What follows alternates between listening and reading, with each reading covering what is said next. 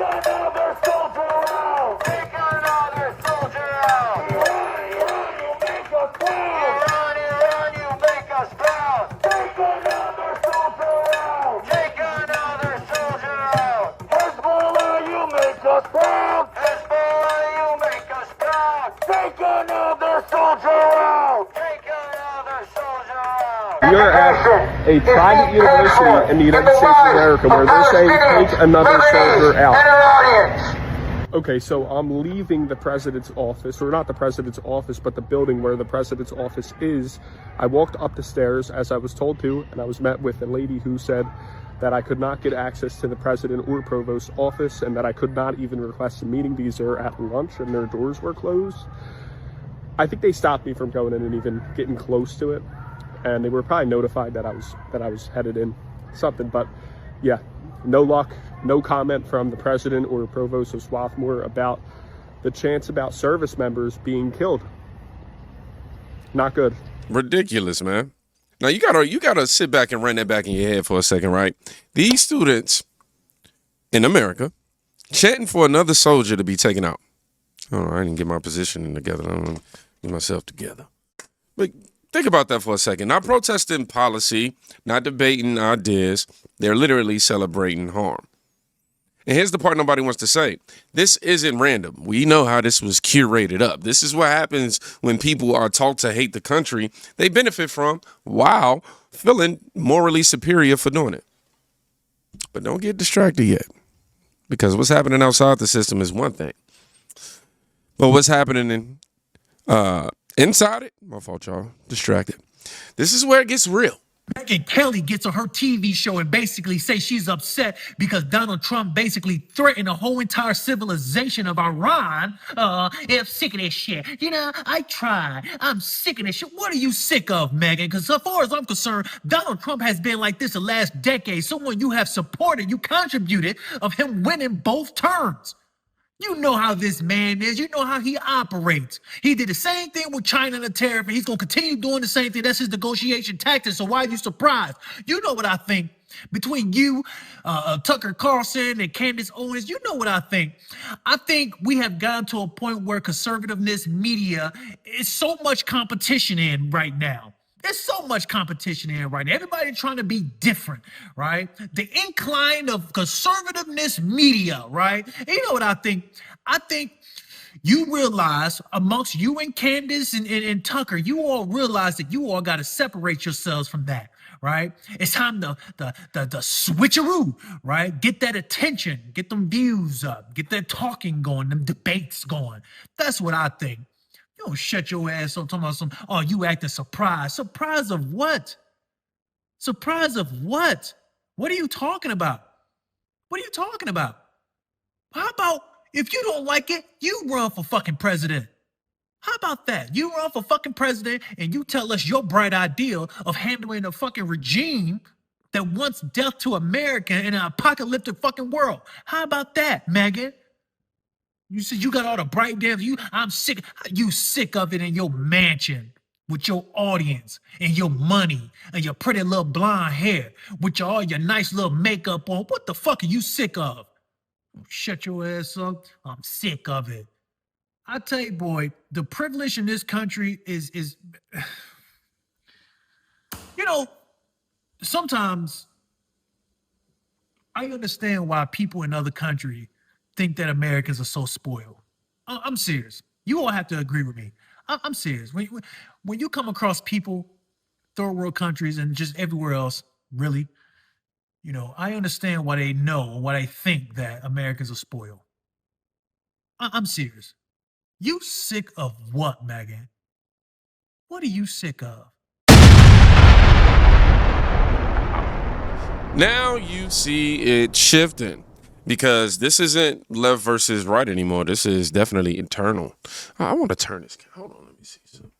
Maybe if... Boom, there we go. Yeah, like I said, this is internal. Megyn Kelly calling Trump weak, gullible over how he's handling Iran. That's not small, man. That's a signal. You got people over here flipping. And what you're watching is people trying to figure out, do you stand on what you've been saying or do you fold the moment things get serious? Because it's easy to talk tough when nothing is on the line. It's different when decisions actually have consequences.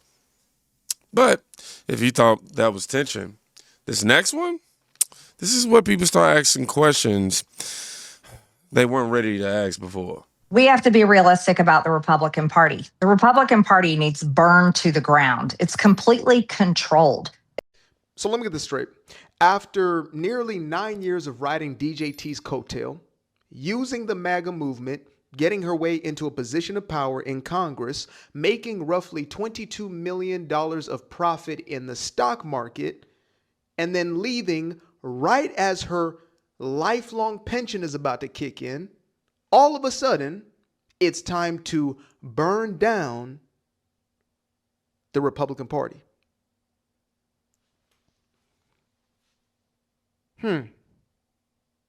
Now, I'm no mathematician. Matter of fact, I don't like to do math live like this in real time. It's not my thing. But if I was just to put this one together, carry the one. Yeah, this is a psyop. That's what this is. Psyop. Timing. That's all I'm going to say. Because disagreement is normal, but timing tells you intent. When everything's calm, alignment is easy. When things get serious, that's when you find out who's really steady and who starts to look around a little bit more. You know what I'm saying? Now you've got a moment where outside pressure is rising, inside alignment is shaky. So the question becomes, is anything actually moving forward? Or is everything just noise? Tell you what, you watch this and you tell me. Well, good morning, everybody. And let me say a couple of notes of appreciation. First of all, to the Prime Minister of Pakistan and to Field Marshal Munir, who were both incredible hosts. And whatever shortcomings in the negotiation, it wasn't because of the Pakistanis who did an amazing job and really tried to help us and the Iranians bridge the gap and get to a deal. We have been at it now for 21 hours, and we've had a number of substantive discussions with the Iranians. That's the good news. The bad news is that we have not reached an agreement, and I think that's bad news for Iran much more than it's bad news for the United States of America. So we go back to the United States having not come to an agreement. We've made very clear what our red lines are, what things we're willing to accommodate them on, and what things we're not willing to accommodate them on. And we've made that as clear as we possibly could, and they have chosen not to accept our terms. Questions? Sir, Nick Robertson from CNN. Precisely Now, what have they rejected? That right there, that's not noise. No deal. No dragging it out. No over-explaining it. Just we talked, it didn't work, and we're moving accordingly. And then he says it's worse for them than it is for us.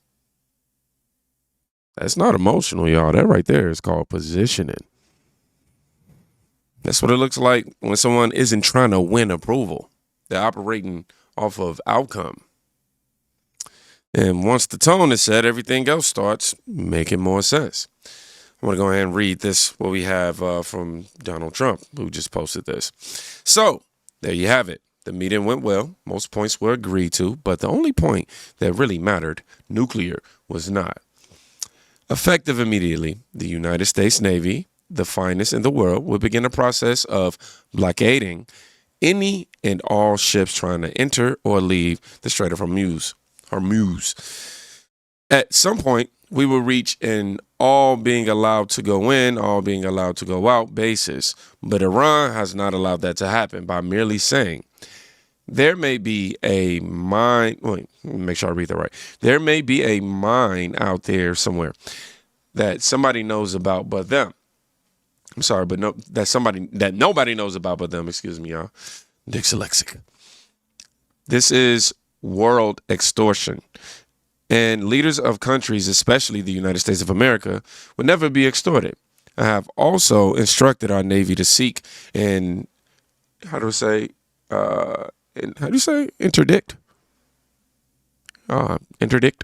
every vessel in international waters that has paid a toll on Iran. I gotta look up that word. No one who pays an illegal toll will have safe passage on the high seas. We will also begin destroying the mines the Iranians laid in the straits. Any Iranian who fires at us or at peaceful vessels will be blown to hell.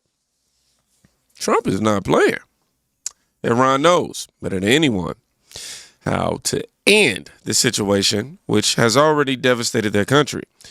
Their Navy is gone. Their Air Force is gone. Their anti-aircraft and radar are useless. I don't even know how you say that.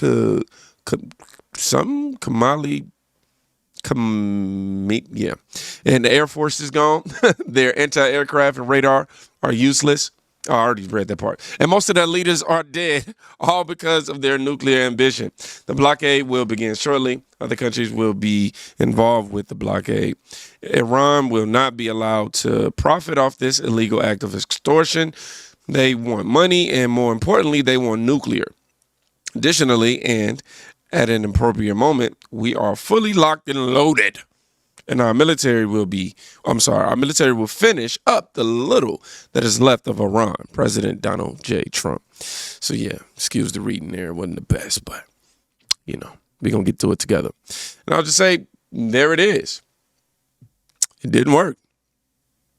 So now we got action. Not drawn out, not softened, not delayed, just this is what's going to happen next. We try. And that's the part that's making, the left uncomfortable in there. Not even the left. You got with inside MAGA, you got some traitors out here. Because a lot of people are used to conversations that go nowhere. Statements that don't lead to anything really, right? Energy that actually turns into movement. But when it does, that's when reactions start looking like everything that you just watched here today. This really wasn't even about Iran. That's just what people are looking at, on the surface level. What this moment actually showed you is how people behave when things stop being theoretical.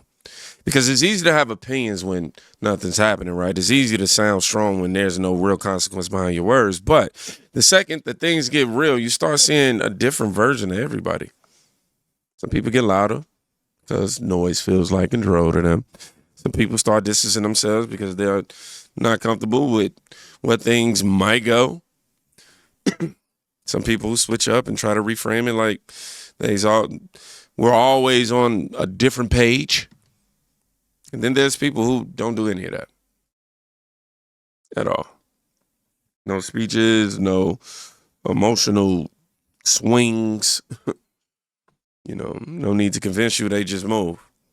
And that's the part that's making everything feel tense right now, because once decisions start getting made, once actions, start replacing conversations, you can't hide behind interpretation anymore. You can't debate hypotheticals. You can't sit in that gray area where everything sounds good, but nothing actually changes. You either understand what's happening or you just react to it. And what you just watched in this video, those reactions told you more than any other headline could. You saw what people celebrate. You saw what people criticize. You saw when people get uncomfortable. You saw when people start separating themselves. But most importantly, you saw the difference between people who talk about direction and people who said it. Once you notice that difference, man, can't unlearn the knowledge, man. So, if you made it to the end of this video, I want you to put, we still riding with you. Y'all be safe. Go check on somebody today. You can quite literally be saving their life.